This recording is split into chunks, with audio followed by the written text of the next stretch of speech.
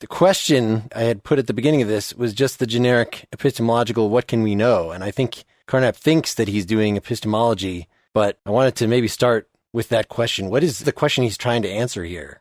It's a little strange. Yeah. He's trying to put forth a theory by which you can reduce all of the things that are knowable into a common base language about basic things, basic seths. Well, he says, his first paragraph says, the present investigations aim to establish a constructional system that is an epistemological system of objects or concepts. The word object here always used in the widest sense, namely, for anything about which a statement can be made.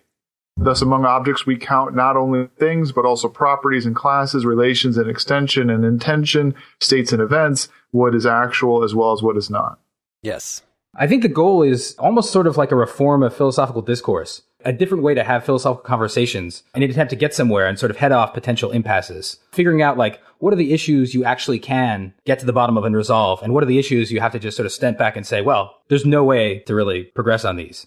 There's something about the way you just said that makes it sound like his project is something in common with Kant, in that Kant was trying to show a kind of saving science from the skepticism of Hume. But I think Carnap is at least agnostic about the question, about whether or not the construction that he's talking about would be something we make or whether we discover it about the world. But the way he goes through this project, I think that he really means to do exactly what Matt says, a kind of reform of the way we're speaking. And so that in the big sense, if we learned to talk in this way that he outlines and restricted ourselves in this way, we would make progress in science and in philosophy. We would avoid all kinds of paradoxes. That's the conceit running through the whole book, that we ought to learn to talk this way.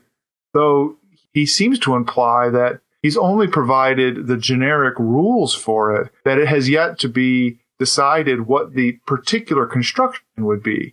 So it's a little bit like saying that he's outlining the basic mathematics of it, but you have yet to do the physics on it, where you would generate actual functions. He's left open the generating the law of gravity, because he's only worried about the way in which you write down F equals GMM over R squared. One thing we should note is that in the reading selection that we had, we didn't really get a lot of this sort of higher level positivist critique of philosophy or metaphysics, right? It's kind of implied that that's what this is for the sake of establishing a way of talking about things that will help free us from confusion, let's say, and help make our thinking and our language clear. But there's not really many places at least in this selection that we read, where he's outright saying this is for the sake of turning philosophical problems into pseudo problems, even though that's another book that he wrote in the same year. I mean, one of the things he's trying to do, obviously, is he's trying to figure out how all these different domains of knowledge are related. There's physics, and then there's sociology, and there's psychology, and there's a puzzling lack of unity between these different branches of knowledge. What's really interesting is this idea that, in fact, you can, at least from a logical point of view, achieve this unified foundation for all of these different domains which don't, on the face of it, seem reducible to each other. His sense of reduction, of course, is going to turn out to be quite limited. Right. We should try to say what kind of reductions these are. Well, you should just mark your little presentation on the website as prelude to this podcast. I thought was great. And I thought you really captured and distilled down what he says in, his 200 pages. I sort of wish I just read that, and I would have been good. So you should summarize it. Summarize the summary. No, you should tell us what Carnap says. It's a program of reductionism, but it's maybe not the kind of reductionism that philosophers today or people familiar with, say, the talk about reductionism in philosophy of mind would assume. So like in philosophy of mind, when you're talking about reductionism, it's because people don't like talking about the mental. The mental seems weird. We're scientists. We study things that can be measured. The mental cannot be measured. So we have to then talk about, say, behavior. So if you're a behaviorist, you would try to say, there are no beliefs. There's just people's disposition to say something when you ask them. Or a more modern version of that is to say, mental things are brain states. When you have a belief or an emotion or something that is equivalent to, like it's just a different perspective on, say, some objectively studyable state of your brain. And so then we could look at different brains and say what constitutes a belief. There's a lot of hand waving that goes on to say, we're setting up a program for neuroscience to follow. Well, this is 1928. So he certainly didn't have that in mind, although there are gestures toward that. And in fact, apparently after this book was published, he said, well, maybe if I did it again, I would try to have a physical basis like brain states, or maybe he was talking about quarks or some basic elements of physics as his basis. But right now he's working on a basically Humean paradigm, which is to say, remember Hume thought all there was just, ideas. And we call some of them impressions because they're kind of the more vivid ideas that we have. And some of them are just old ideas, recollections, things like that. They're the ones that have sat around in our brains a while. So he's running with that. So his basic unit that he picks ends up being what he calls the elementary experience, which we can get into what that exactly means, because that seems like a difficult point. How do you chop experiences into some atomic elementary experiences? But in any case, he thinks there are such things and thinks that then if we talk about, say, myself, then really what that is a synthesis, that we are just combining in some way all these different elementary experiences, and we're calling it the self. And the same thing with a physical object. When we just have a lot of different perceptions, say, of this physical object that we group together and we call it a physical object. This should sound, actually, Carnap was in some classes from Husserl. He took a class from him. So if you're listening to our Husserl episode, he's kind of doing the same thing. He's doing phenomenology. He's saying, let's examine our experiences and see how these units, like the self, like physical objects, are put together on the basis of these momentary experiences. And then he thinks, like, if we're going to build anything higher than that, if I'm going to talk about your beliefs, I might have direct access to my own emotional states, my own ideas, but I don't have them based on yours. I must be intuiting yours from your behavior, from the things you say. So that's a different kind of synthesis, right? We've got the phenomenal, that is, we start with my own experiences and we build the physical out of that. And then I build your minds out of these particular perceptions of the physical, of your body, say. And then if we're going to talk about social things, well, that's a higher level of abstraction from that. Ethical things, a higher level of abstraction from that.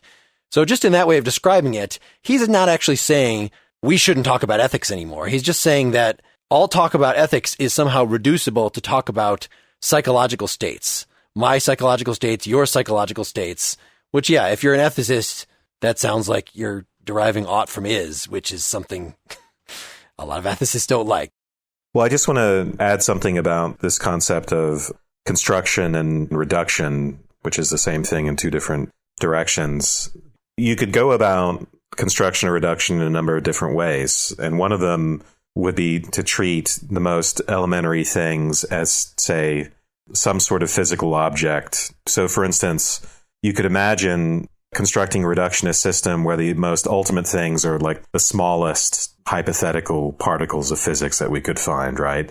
And then you construct higher and higher levels of the physical world out of that. And then you make another construction leap because there's obviously a relationship between brain states and psychology. So you could go that route. Carnap doesn't object to that. He makes pains to say, yes, you can actually choose a number of different ways of constructing the system, but he chooses what he calls the autopsychological domain, because in a way it's simpler. And it's also, he thinks, epistemically primary, which we can go into what that means in a second. But it basically, you take a single individual's experiences and thoughts and emotions, and the construction is logical. It's not to say that the actual world is somehow really constructed of some individual, that would be solipsism, but of the individual's psychological states, but that there's this logical relationship between psychological states and the world such that you can logically construct the world from those states. And you can even sort of retrieve this intersubjective, objective world, even if you start from this seemingly solipsistic position of an individual and their particular psychological states. You have to also add in the fundamental relation, right? So the experiences are the atoms of this world, this construction, but he chooses there to be one fundamental relation, which is the relation of similarity. Right. So he doesn't want to, his construction, he wants to have the fewest elements possible. And so we'll have these elementary experiences, but then we also need something formal or relational. And he doesn't want to talk about, as Mark pointed out in his post, particular properties. And in fact, when we look at these elementary experiences, these are sort of gestalt experiences. You take the totality, take any time slice of a human being's existence and everything that's in the perceptual field, every auditory experience, touch, all of that, and even the unconscious aspect of that, or the preconscious aspect of that, stuff we're not paying attention to, all of that goes into the single elementary experience, which is atomic. Most people, and I certainly had this misconception, think of Carnap as trying to do a typical positivist thing of saying, okay, the ultimate atoms in our system are the spatiotemporal point in the visual field that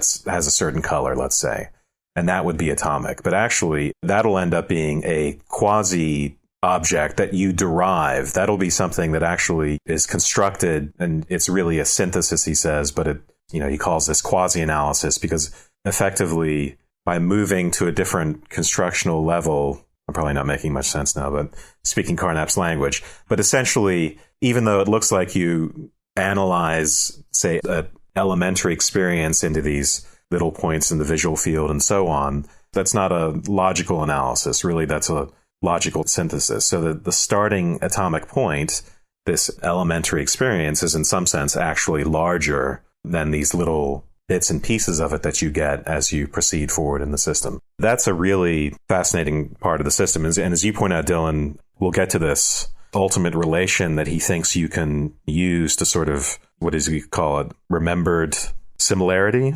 Is that what it is? Mm-hmm. Recollected similarity? So that recollected similarity is the thing basically by comparing, again, these gestalt, holistic, elementary experiences. It's through comparisons and setting up classes of similarities between those experiences that we actually quasi-analyze them into bits and pieces with properties. The properties sort of fall out of the overall relationship of similarity between these holistic elementary experiences, which is really a fascinating way to go about this. But I'm not inclined necessarily to disagree that we would have experiences, and the way we develop our concepts is by fundamental similarities that we recognize between them, but that I don't see them as elementary as he seems to think that they are. Right. There seems to be a lot more to say about what you mean by saying that one thing is similar to another, and a lot more going into these elementary experiences. Yeah, I like the way Mark put it earlier, in terms of contrasting it with present day reductionism, which seems very different. If you're one of those people who wants to say, there's no such thing as emotions or beliefs, there's just, this or that neuron firing, and that's all emotions and beliefs really are. The really are part is kind of what's missing from Carnap. And in that sense, it's really a much more modest reductionist project. Even if we define, just to take, one example, physical objects in terms of private sense experiences, that's not to say that the sense experiences are what's really real and the physical things are just sort of extrapolations from them. He wants to actually, to borrow an expression from what Dylan said earlier, be agnostic about that question. Are our sense experiences the real thing, or are the physical objects the real thing? And, he wants to say, well, there's a set of relations between them. When the sense experiences vary in this way, the physical objects vary in that way, and they're sort of connected. We can draw up correlations between them, but it's not our place to say which one is the real thing. Well, but see, this is exactly the point, that he wants to talk about the relations being existing, but there being no relata, essentially. That whatever the relations are, that they have no implication about what the things are that are being related to one another. Yeah. And that's the way he gets around any kind of metaphysical claim about what the objects themselves are, or even if you wanted to deny that there was anything in the objects themselves, he wants to even deny that you have to have any implied claim about what the objects themselves are in your construction, and that you can rely on just these relations. I hesitate to jump right in here into criticizing his view. Yeah, let's say what Well, we might as well get it out there. I mean, because this relates to the fundamentals of the project, is if you're going to try to build the world out of something basic, there's a problem there. And we